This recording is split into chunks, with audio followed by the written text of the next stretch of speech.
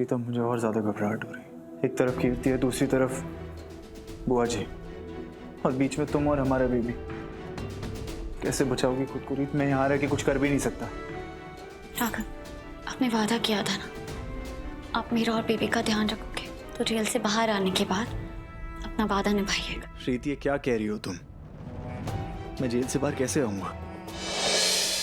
जितना आप मुझे जानते हैं ना, उतना ही मैं भी आपको जानती हूँ।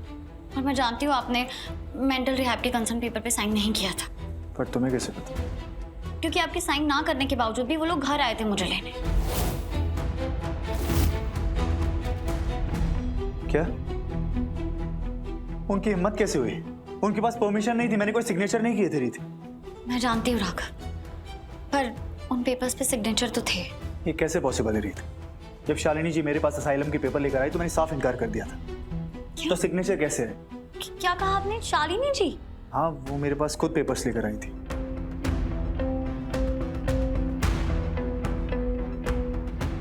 रीत को मेंटल रिहैब भेजने के लिए तुम्हारी परमिशन चाहिए।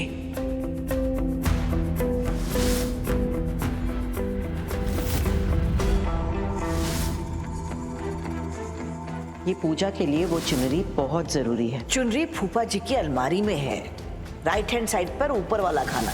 क्या सोच रही हो रीत?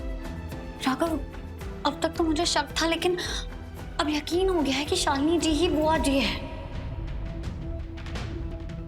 रीत, तुम फिर से वही बात। राघव, जब मुझे पता चला कि वो पेपर्स पे जो सिग्नेचर है वो फर्जी है, तो शालिनी जी ने कहा कि वो पेपर्स पे सिग्नेचर विक्रांत ने किया है। मैं विक्रांत के पास गई थी उससे पूछने, और उसने कहा उसने ऐसा नहीं किया। मैं जानती हूँ वो बुरा इंसान है, लेकिन वो डरपोक नहीं है जो पीठ पीछे ये सब करे।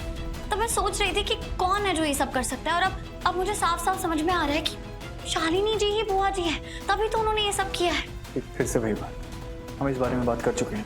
राघव, प्लीज मेरी बात सुनिए, एक बार ठंडे दिमाग से सोचिए। सारे फैक्ट्स आपके सामने हैं, सच झूठ आपको सब पता है। एक बार शांति से सोचिए और बताइए आपका दिल क्या कहता है। एक तो रीत को पहले कीर्ति हर जगह दिखाई दे रही थी, अब उसे हर जगह आवाजें सुनाई दे रही हैं जो है ही नहीं।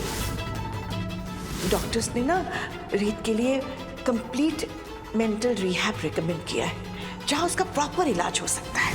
तुम सही कह रही हो रीत। शालिनी जी बुआ जी। हाँ राघव,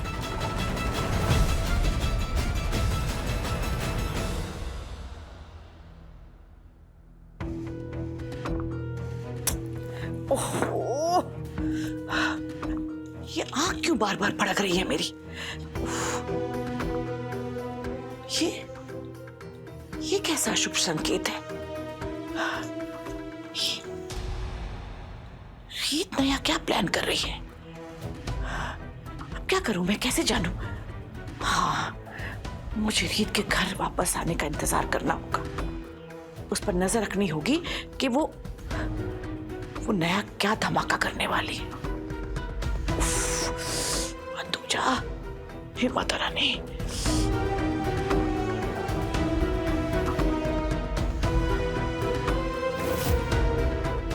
प्रीतम, मुझे और ज्यादा घबराहट हो रही है। एक तरफ कीर्ति है, दूसरी तरफ बुआ जी, और बीच में तुम और हमारा बेबी।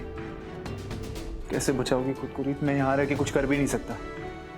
राघव, आपने वादा किया था ना, आप मेरा और बेबी का ध्यान रखोगे, तो जेल से बाहर आने के बाद अपना वादा निभाइएगा। रीत, ये क्या कह रही हो तुम? मैं जेल से बाहर कैसे आऊंगा?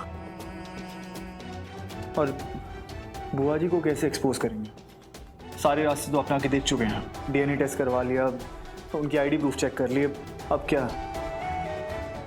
कैसे एक्सपोज करेंगे? उन्हें तो मैं एक्सपोज करके रहूंगी। मुझे बस एक मौके की तलाश है, और मैं जानती हूँ मुझे वो मौका जरूर मिलेगा, क्योंकि मैंने उन पे नजर रखना शुरू कर दिया है।